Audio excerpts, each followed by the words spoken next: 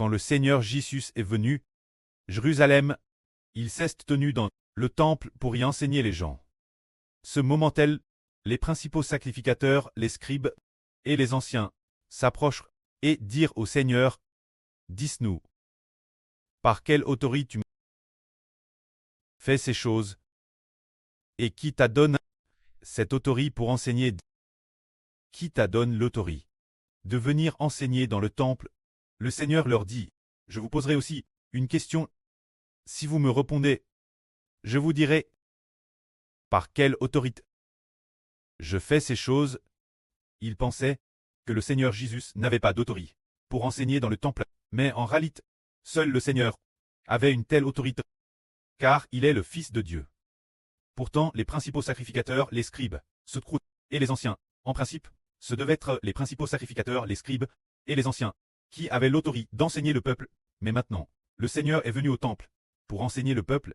Alors le Seigneur leur demanda, si vous me le dites, je vous dirai, par quelle autorité je fais ces choses? Le baptême de Jean, d'où venait-il?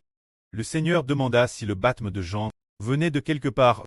Alors, le Seigneur voulait leur faire comprendre que le témoignage de Jean, le baptême de Jean, et le fait que Jean baptisait les gens, était elle pour témoigner de celui qui venait après Jean, le Messie, le Christ.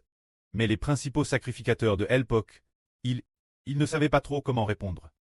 Le Seigneur dit, le baptême de Jean, d'où venait-il? Venait-il du ciel de Dieu ou de la terre?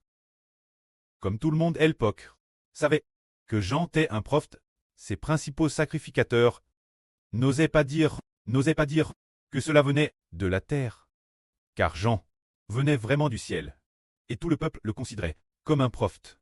Alors s'ils disaient du ciel, le baptême de Jean venant du ciel, ils se disaient que Jésus dirait, si vraiment nous disons que le baptême de Jean venait du ciel, alors Jésus pourrait dire, pourquoi donc ne l'avez-vous pas cru? Jean a pourtant témoigne pour moi, mais si nous disons, le baptême de Jean venait de la terre, le peuple nous lapidera. Ils répondirent donc, nous ne savons pas d'où venait le baptême de Jean, et le Seigneur leur répondit, moi non plus je ne vous dirai pas, par quelle autorité je fais ces choses. Ainsi le Seigneur ne leur dit rien. Le Seigneur voulait leur faire comprendre, le baptême de Jean vient du ciel, Jean, pour moi, a rendu témoignage Jésus-Christ. C'est pourquoi j'ai l'autorité pour expliquer la vraie au peuple. Le Seigneur voulait dire cela.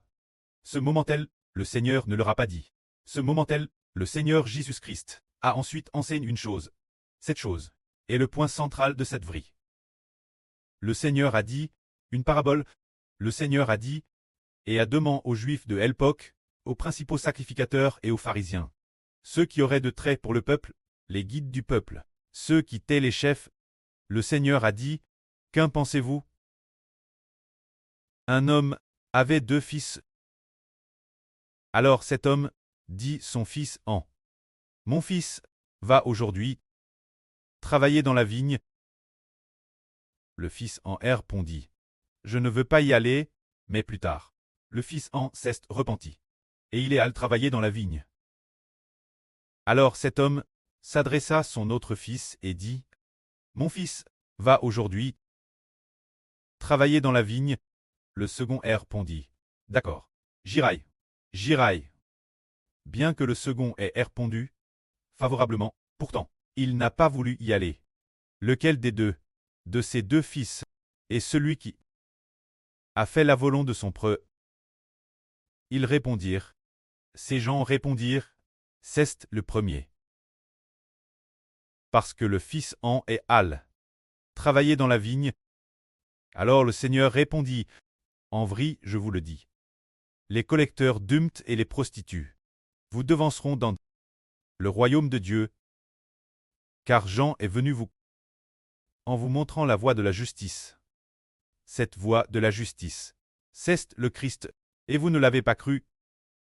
Mais les collecteurs d'humtes et les prostituées l'ont cru. Et madame, après avoir vu le Christ, vous ne vous êtes pas repenti. Pour croire en lui, le Seigneur Jésus a dit, cette parabole signifie qu'il y a 2 fils, le fils en et le cadet. Le fils en avait d'abord dit, je ne veux pas aller travailler dans la vigne, mais plus tard il y est allé. Ainsi le fils en est comparable aux collecteurs d'hymnes et aux prostituées. Il se disait, de toute façon, nous sommes des collecteurs d'umpts. Nous faisons le mal depuis longtemps. Quand le Christ, le Messie viendra, nous n'aurons pas besoin de croire en lui. De toute façon, nous faisons le mal. Et nous ne pouvons pas vraiment croire en Jésus. Mais Jean le Baptiste a rendu témoignage au Seigneur. Et après que le Seigneur Jésus-Christ est venu, contre toute attente, les collecteurs d'umpts et les prostituées ont cru en Jésus. Pourtant ils disaient au début, « Oh, nous qui sommes des pécheurs, nous n'osons pas croire en Jésus. Nous sommes tous des pécheurs. Quand le Fils de Dieu est venu, nous n'avions pas de visage pour aller voir Jésus. Nous ne savions pas quoi faire. Peut-être que Jésus ne nous aimait pas non plus. Mais après la venue du Seigneur Jésus, ce sont au contraire ces personnels qui ont accueilli Jésus. Pourtant l'origine, ceux qui auraient d'accueillir Jésus.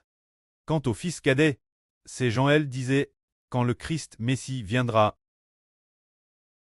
nous croirons tous en lui. Parce que les livres des prophètes ont prophétisé, l'un appelle le Christ Messie doit venir. S'il vient, nous croirons en lui, nous les pharisiens. Et les scribes, nous croirons tous en lui. Ils disaient tous, oui, le Christ Messie, quand il viendra, nous croirons en lui. Il a la parole de Dieu. Mais quand le Messie, le Seigneur Jésus-Christ, est venu, ils n'ont pourtant pas voulu croire en Jésus, mais ils ont plus rejeté Jésus. C'est pourquoi le Seigneur a dit, les collecteurs d'umpts et les prostituées devanceront les pharisiens dans le royaume de Dieu. Et aujourd'hui, c'est la madame chose. Quand le frère Héber est venu, les religieux ne connaissaient pas le frère Héber, mais les gens ordinaires. Les frères et sœurs qui avaient commis beaucoup de PHX ont au contraire voulu l'accueillir. TRS volontiers. Pour travailler ensemble, finalement par le Seigneur Jésus-Christ. Et le précleste, nous avons été des fils pour très nobles.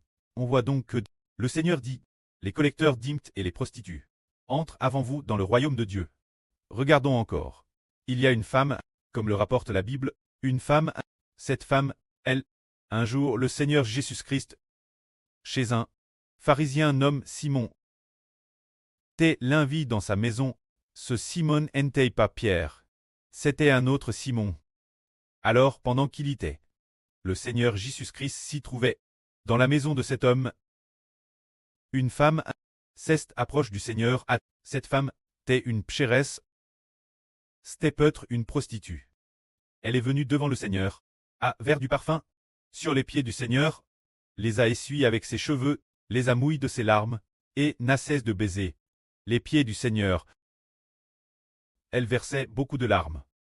Ce moment-là, le pharisien Simon, celui madame qui avait invité le Seigneur Jésus-Christ, ce repas, se disait en lui-même, si Jésus était un prophète, il saurait, quelle femme, c'est elle. Cette femme, c'est une prostituée, une pécheresse. Alors le Seigneur dit aussitôt, cet homme nomme Simon. Simon, j'ai quelque chose à te dire. Et il répondit, Maître parle. Alors le Seigneur lui dit, 2 personnes devaient de l'argent à un créancier, l'une devait 500 deniers, l'autre 50. Comme tous deux n'avaient pas de quoi rembourser, le créancier remit leur dette tous deux. Lequel des deux l'aimera le plus? Ce créancier. Simon répondit, je suppose que c'est celui qui il a le plus remis. Parce qu'il devait beaucoup, et que toute sa dette a été remise. C'est pourquoi il aime davantage le créancier, l'aime davantage, et lui est reconnaissant. Le Seigneur lui dit, tu as bien jugé. Vois-tu cette femme? Je suis dans ta maison. Tu ne m'as pas donné d'eau pour mes pieds. Mais elle, cette femme, a mouillé mes pieds de ses larmes et les a essuyés avec ses cheveux. Tu ne m'as pas versé d'huile sur la tête, mais elle a versé du parfum sur mes pieds. Tu ne m'as pas donné de baiser, mais elle n'a cesse de me baiser les pieds. Bien qu'elle ait commis beaucoup de péchés, tous ces péchés ont été pardonnés, car elle a beaucoup aimé. Mais celui qui en pardonne peu, aime peu. Alors, le Seigneur dit à la femme, mon enfant, va en paix. Ta foi t'a sauvé. Ta foi a fait que tes péchés sont pardonnés. Alors cette femme a cessé de pleurer. Elle t'est en paix. Et son cœur a été console. Elle savait que tous ces PHAs, guerres au Rédempteur Jésus, te pardonne. Alors aujourd'hui nous disons, le Seigneur Jésus-Christ dit, que les prostituées perséderont les pharisiens, dans le royaume de Dieu. Pour quelle raison? C'est parce que, ils ont accueilli, le Rédempteur Jésus, car le Seigneur Jésus est venu dans le monde, pour sauver les justes, ou pour sauver les pécheurs. C'est pour sauver les pécheurs. Mais dans ce monde, Y a-t-il des justes? Pas un seul. Du point de vue du péché, il n'y a pas de juste, pas madame un seul. Le Fils de Dieu s'est fait homme. Précisément pour sauver les pécheurs. Le Fils du Pré-Clest, le Pré a envoyé son propre Fils, parmi les hommes, précisément pour sauver le monde, pour délivrer les hommes du péché, pour qu'ils ne soient plus esclaves du péché, mais qu'ils deviennent une nouvelle création. Pourtant, quelles personnes sont au contraire rachetées et deviennent une nouvelle création? C'est merveilleux. Ce sont ceux qui ont un cœur humble et qui accueillent le Seigneur Jésus-Christ. Pourtant, ceux qui disent « Je suis sans péché, je n'ai pas de péché, je ne suis pas du tout un pécheur » ne sont pas sauvés. Mais ceux qui réalisent qu'ils sont pécheurs, vers des larmes, un cœur reconnaissant, ceux qui acceptent le Seigneur, ont plus obtenu la miséricorde du Seigneur. Une grande grâce, le Seigneur a dit, plus on lui doit, plus on aime. Se dire toujours conscient que l'on est le premier des pécheurs, aime d'autant plus le Seigneur. Ils disent, le Seigneur a dit, pardonne mon péché. J'ai commis un si grand péché. Le Seigneur me la pardonne. Ainsi ils aiment beaucoup le Seigneur. Et le Seigneur a vraiment été crucifié. Nos péchés sont aussi vraiment pardonnés. Et nous recevons le Saint-Esprit pour recevoir une vie nouvelle, ce qui montre que Dieu nous a acceptés par le Seigneur Jésus-Christ, crucifié et mis-mort. Ainsi le Pré-Clest, cause du Seigneur. Et aussi parce que nous croyons au Seigneur, nous accepte, pardonne nos péchés. Alors dans notre esprit, nous avons aussi la paix. Et parce que le Pré-Clest pardonne nos péchés, il a par le Seigneur Jésus mis la vie nouvelle en nous, faisant de nous de nouvelles créatures. C'est cela. Le Seigneur est venu dans le monde, et pour sauver les pécheurs, c'est la vraie. Que la gloire soit auprès et au Seigneur. Amen.